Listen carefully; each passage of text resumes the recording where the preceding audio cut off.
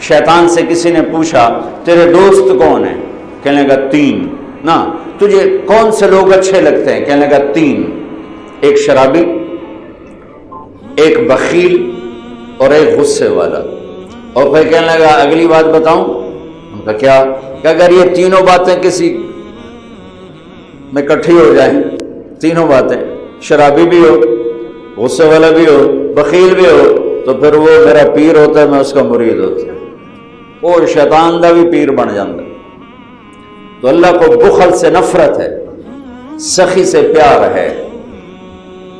میرے نبی کا فرمان ہے سخی اللہ کے قریب، سخی جنت کے قریب، سخی لوگوں کے قریب، سخی جہنم سے دور، اور بخیل اللہ سے دور، لوگوں سے دور، جنت سے دور اور جہنم کے قریب.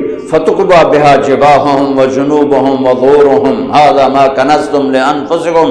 جو مال کی زکوٰۃ نہیں دیتے، جو بالکل ادنا 100 پہ 2.5 روپے کیا چیز ہے، جو یہ زکوٰۃ نہیں دیتے، تو اللہ تعالیٰ فرماتا ہے ان کا روپیہ جہنم میں گرم کر کے ان کے چہروں پر داغ لگاؤں گا، ان کی کمر پہ داغ لگاؤں گا، ان کے پہلوؤں پہ داغ لگاؤں گا، اور کہوں گا یہ ہے وہ دولت جس کو تم سمیٹ سکیڑ کے رکھتے رہے، کم وقتوں نہ اپنے اوپر خرچ کیا، نہ کسی غریب پر خرچ کیا کہ کسی کے کام تو آ جاتا.